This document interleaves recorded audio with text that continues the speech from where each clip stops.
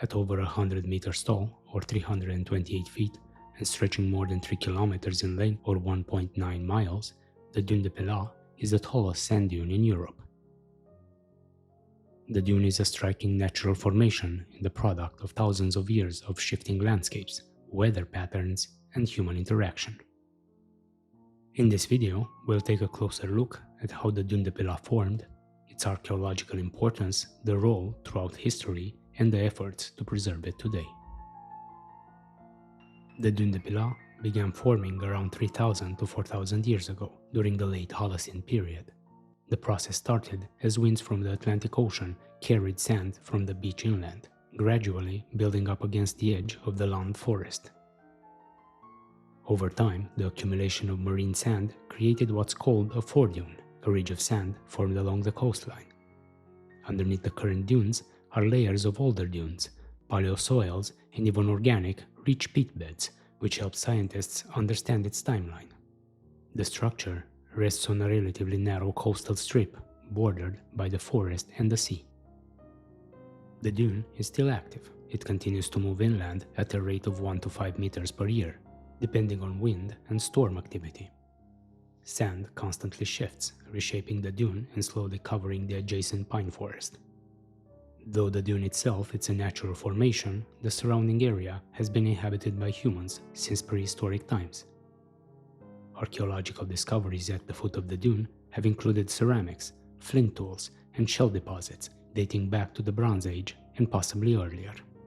The dune area was used seasonally by fishing or foraging communities who relied on the coastal environment. However, because the dune is constantly moving, many potential sites have been buried or eroded, making study difficult. During the Roman period, the wider region was part of Gallia Aquitania, a Roman province. Although there is little evidence of Roman settlement on the dune itself, Roman roads and structures have been found inland. The coastline during Roman times was unstable, and the dune was likely smaller and closer to the sea. Ancient sailors navigating the Bay of Biscay would have noted the area's shallow waters and sandbanks, which were considered hazardous. Throughout the medieval period, the stretch of the Atlantic coast remained relatively undeveloped.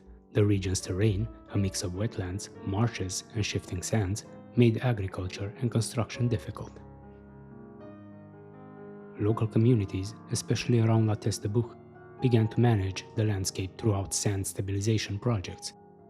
Historical documents from the 16th century onwards describe attempts to protect property and roads from being overwhelmed by drifting dunes. A major shift came in the 19th century under Napoleon III, who authorized a vast reforestation campaign in the Landes region to stabilize the sand and improve agriculture. Engineer Nicolas Bremontier had already demonstrated the effectiveness of planting pines to hold the sand in place. The forest planted behind the dune helped slow its inland movement, though it didn't stop it completely. Today that forest, known as the Forêt de Landes, is the largest artificial forest in Western Europe. The Dune du Pilat began drawing serious scientific attention in the late 19th century and early 20th century. Geologists and geographers studied its formation, height, movement, and impact on local ecosystems. It became an important case study for understanding coastal dune systems. Its name Pilat comes from the Gascon word pialat, meaning heap or mound. During World War II, the dune was included in Germany's Atlantic Wall defensive system.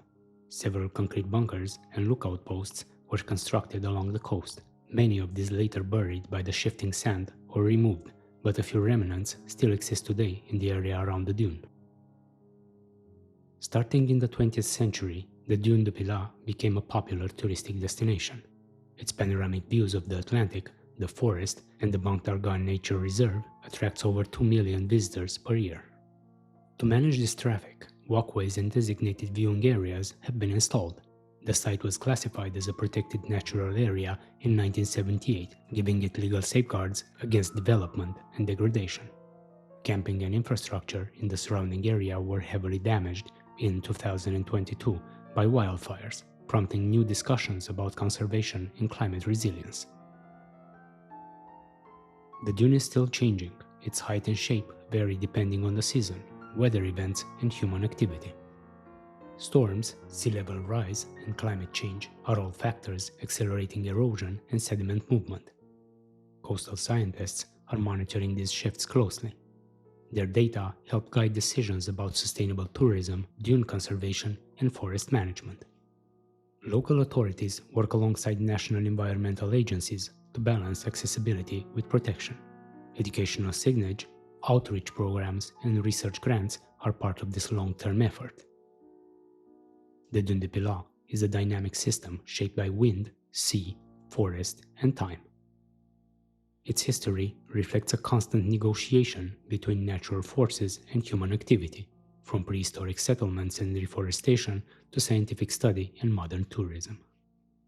It stands today as a protected and studied site, offering insight into coastal processes and the importance of careful environmental stewardship.